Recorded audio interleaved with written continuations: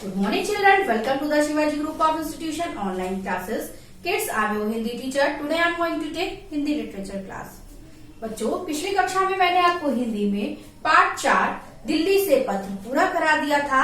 आज मैं आपको नया चैप्टर पार्ट 5 सच्चा मित्र पढ़ाने जा रही हूँ। ये कविता है, कविता का नाम है सच्चा मित्र। कविता का नाम क्या है बच्चों? सच्चा मित्र। तो आज मैं आपको सच्चा मित्र कविता पढ़ाने जा रही हूँ। इस कविता में सच्चे मित्र का वर्णन किया गया है, बताया गया है कि सच्चे मित्र कैसे होते हैं और वो हमारी किस तरह मदद करते हैं। सच्चा मित्र वही होता है जो समय पड़ने पर हमारी सहायता करता है। जब हमें उनकी मतलब जरूरत हो तब वो हमारी सहायता के लिए खड़े हों। आपसी सहयोग, सेवा भाव और विश्वास सच्ची मित्रता के लिए आवश्यक है। तो चलिए अब कविता पढ़ना शुरू करते हैं। करो मित्र की मदद हमेशा, तन मन धन से खुश होकर, उसको जो भी काम पड़े तुम, करो उसे पूरा हंसकर। करो मित्र की मदद हमेशा। मदद मीन्स क्या होता है बच्चों? सहायता। तन मतलब होता है शरीर से।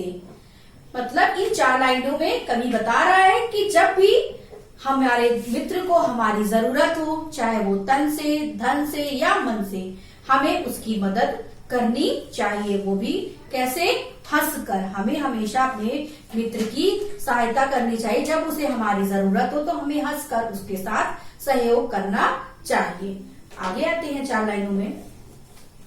खाना हो जब पास तुम्हारे, उसे खिलाकर तुम खाओ, फल मेवा हो या मिठाई, आपस में मिलकर खाओ।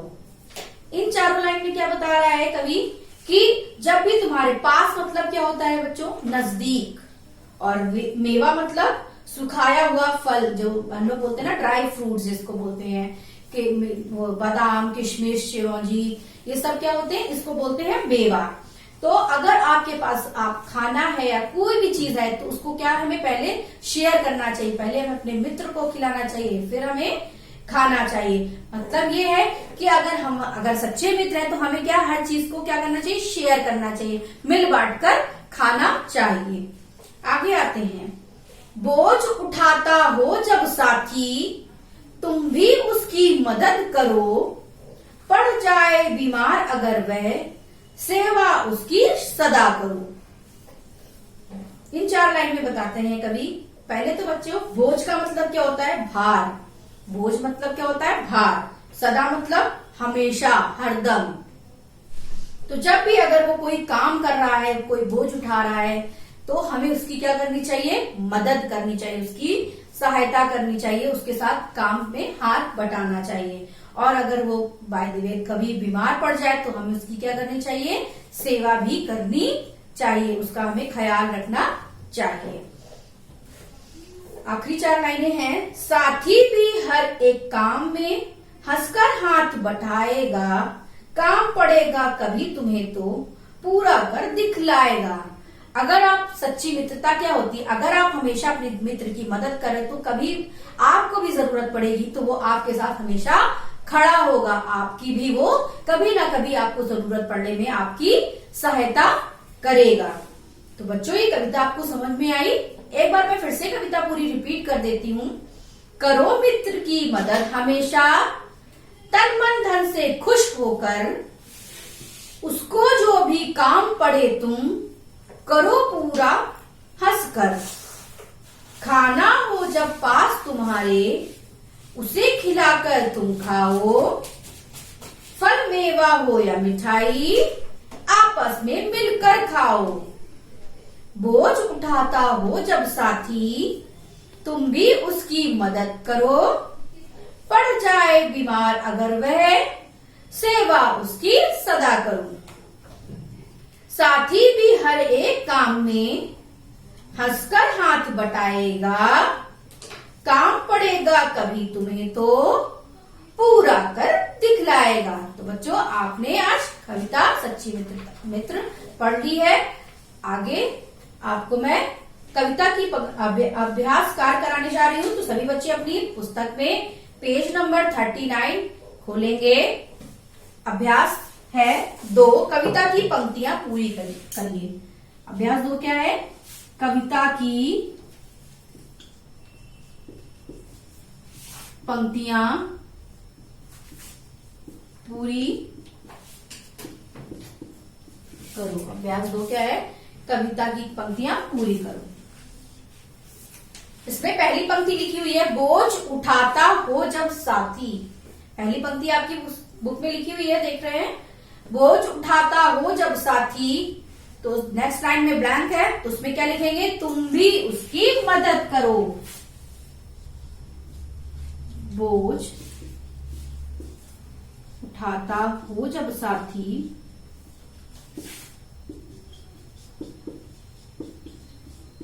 नेक्स्ट लाइन में हमको क्या लिखना है? तुम भी उसकी मदद करो।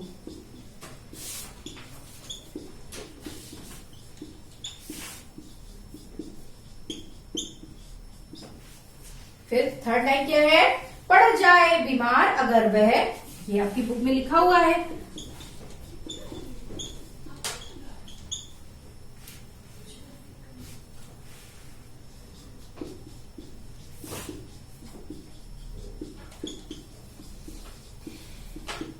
नेक्स्ट लाइन में क्या लिखेंगे हम लोग? सेवा उसकी सदा करो। सेवा उसकी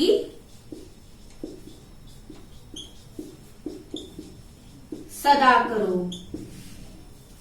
ये कविता की पंक्तियां पूरी हो गई है, ये अभ्यास पूरा हो गया है। एक बार फिर से देख लेते हैं। पहली लाइन लिखी हुई है, बोझ उठाता हो जब साथी। नेक्स्ट लाइन आपको लिखनी है, तुम भी उसकी मदद करो। थर्ड लाइन फिर लिखी हुई है आपकी बुक में, पड़ जाए बीमार अगर वह। फोर्थ लाइन आपको लिखनी है, सेवा उसकी सदा करो।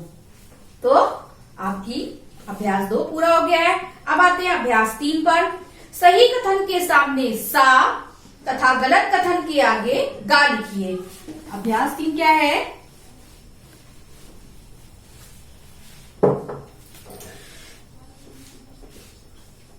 सही कथन के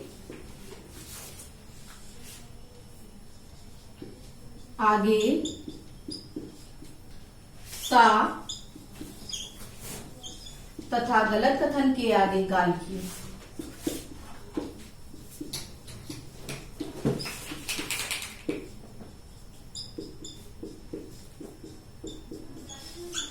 गा लिखिए।